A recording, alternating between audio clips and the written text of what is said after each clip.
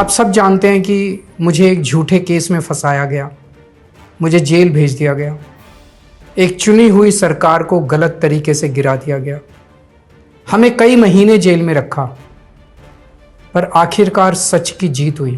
बापू ने कहा था कि जब भी किसी अन्याय का सामना करो तो उसका पहला कदम विरोध नहीं बल्कि बातचीत होना चाहिए। मेरा सिर्फ और सिर्फ इससे एक ही मकसद है, देश की न्याय व्यवस्था पर लोगों के भरोसे को और मजबूत करना। नमस्कार। जिंदगी में कई बार ऐसे मौके आते हैं जब जीत या हार मायने नहीं रखते, उससे भी बड़ा हो जाता है सही और गलत का सवाल। क्या सही है और क्या गलत है? ऐसे समय में हमें यह तय करना होता है कि हम मुश्किल रास्ता चुनेंगे या आसान रास्ता। आज मैं भी एक ऐसे मोड़ पे खड़ा हूं। आप सब जानते हैं कि मुझे एक झूठे केस में फंसाया गया, मुझे जेल भेज दिया गया, एक चुनी हुई सरकार को गलत तरीके से गिरा दिया गया, हमें कई महीने जेल में रखा, पर आखिरकार सच की जीत हुई। 27 फरवरी को अदालत ने मुझे पूरी तरह निर्दोष घोषित कर दिया। कोर्ट ने कहा केजरीवाल निर्दोष है, केजरीवाल ने कोई भ्रष्टाचार नहीं किया। कोर्ट ने सीबीआई की जांच पे ही सवाल खड़े कर दिए और जांच अधिकारी के खिलाफ एक्शन लेने के आदेश दे दिए। लेकिन सच का रास्ता आसान नहीं होता। सीबीआई ने तुरंत इस फैसले को हाई कोर्ट में चुनौती दी और यह केस जस्टिस स्वर्णकांता शर्मा जी के सामने लगा। तब मेरे मन में एक बहुत बड़ा सवाल उठा, क्या इनके सामने मुझे न्याय मिलेगा? मेरे मन में यह प्रश्न क्यों आया? इसके कई कारण हैं, पर दो कारण मुख्य हैं। पहला कारण यह कि आरएसएस की जिस विचारधारा वाली सरकार ने झूठे आरोप लगा के मुझे जेल डाला, जज साहिबा ने स्वयं माना है कि उस विचारधारा से जुड़े संगठन अखिल भारतीय अधिवक्ता परिषद के मंचों पे वे कई बार जाती रही हैं। मैं और आम आदमी पार्टी उस विचारधारा के घोर विरोधी हैं। ऐसे में क्या उनके सामने मुझे न्याय मिल सकता है? दूसरा कारण कॉन्फ्लिक्ट ऑफ इंटरेस्ट। कोर्ट में मेरे विपक्ष में केंद्र सरकार की सीबीआई है और जस्टिस स्वर्णकांता जी के दोनों बच्चे केंद्र सरकार में काम करते हैं। उनके दोनों बच्चे केंद्र सरकार के वकीलों के पैनल में हैं। हमारे सामने कोर्ट में दूसरी ओर से वकील हैं सॉलिसिटर जनरल श्री तुषार मेहता जी। तुषार मेहता जी दोनों बच्चों को केस देते हैं।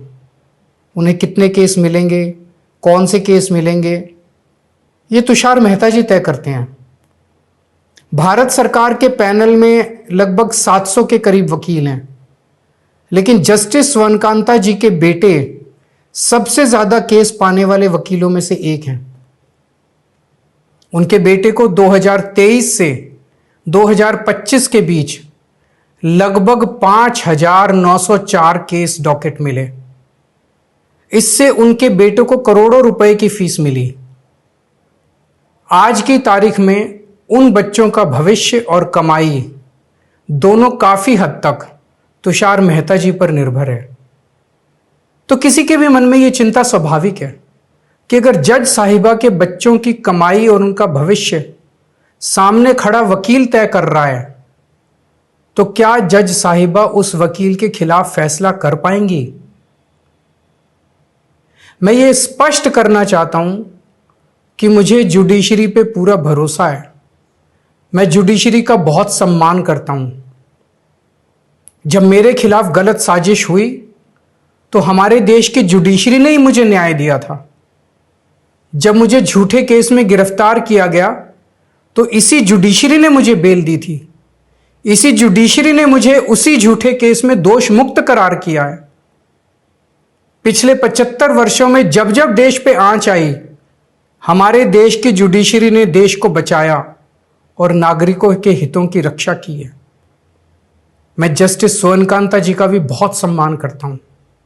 मुझे उनसे या उनके परिवार से किसी भी प्रकार की कोई व्यक्तिगत आपत्ति नहीं है, लेकिन न्याय का एक बहुत बड़ा सिद्धांत है, justice should not only be done but should also be seen to be done.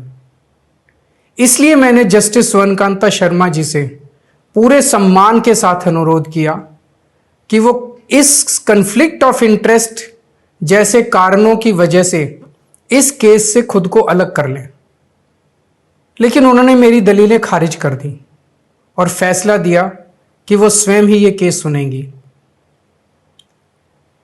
आज मेरे सामने सबसे आसान रास्ता है कि मैं उनका आदेश मान लूं और एक बड़ा वकील खड़ा करके उनके सामने अपना केस लड़ूं। पर यह मुद्दा अब सिर्फ मेरे केस का नहीं है, बल्कि आम लोगों के न्याय प्रणाली पर भरोसे का है। ऐसी दुविधा के मौके पे बापू ने हमें सत्याग्रह का रास्ता दिखाया। बापू ने कहा था कि जब भी किसी अन्याय का सामना करो तो उसका पहला कदम विरोध नहीं बल्कि बातचीत होना चाहिए। अपनी बात अन्याय करने वाले के सामने पूरी विनम्रता के साथ रखनी चाहिए और उसे सुधारने का पूरा मौका देना चाहिए।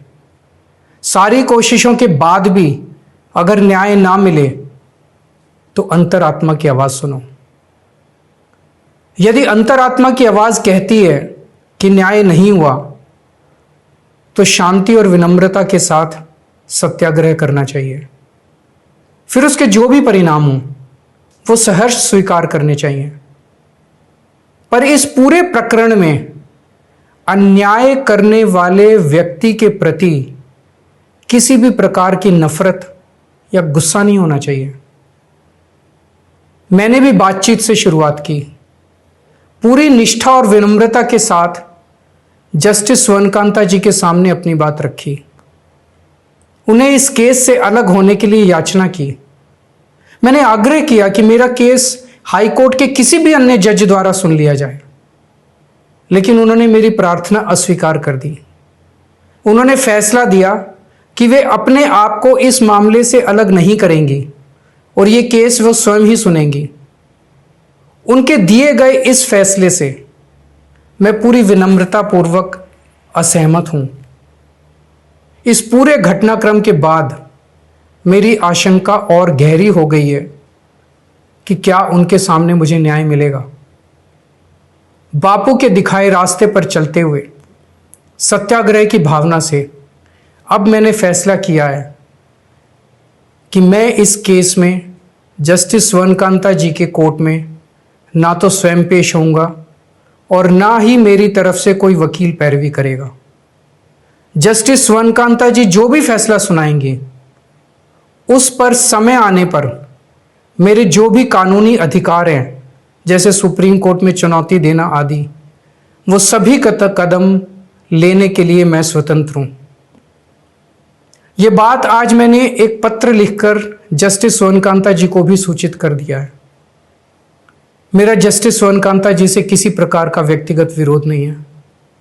यदि भविष्य में भी कभी उनके सामने मेरा कोई अन्य केस लगता है जिसमें मेरे विरोध में बीजेपी, केंद्र सरकार या तुषार मेहता जी नहीं है, तो मैं उनके समक्ष जरूर पेश होऊंगा। आप पूछ सकते हैं कि यदि मैं जस्टिस स्वर्णकांता जी के रिक्यूजल ऑर्डर से असहमत हूं तो उसके खिलाफ सुप्रीम कोर्ट क्यों नहीं जा रहा? उसकी तैयारी कर रहा हूं।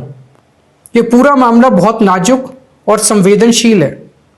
कानून को ध्यान में रखते हुए, जुडिशरी के सम्मान को ध्यान में रखते हुए और लोगों के न्याय व्यवस्था पर भरोसे को ध्यान में रखते हुए एक एक कदम उठाना है। मैं ये कदम अहंकार या किसी विद्रोह या विरोध की भावना से नहीं उठा रहा। इस कदम के जरिए मेरा मकसद देश की कानून प्रणाली को चुनौती देना भी नहीं है और ना ही मेरा मकसद न्याय व्यवस्था का अपमान करना है। इसी केस में मैंने हर स्टेज पे, हर अदालत में अपना पूरा सहयोग दिया है। मैं न्यायपालिका का बहुत सम्मान करता हूं। इसी न्यायपालिका की वजह से आज मैं आजाद घूम रहा हूं। मेरा सिर्फ और सिर्फ इससे एक ही मकसद है, देश की न्याय व्यवस्था पर लोगों के भरोसे को और मजबूत करना, लोगों में ये अटूट विश्वास भरना कि जरूरत पड़ने पर हमारे देश की न्याय व्यवस्था से उन्हें न्याय जरूर मिलेगा। जय हिंद।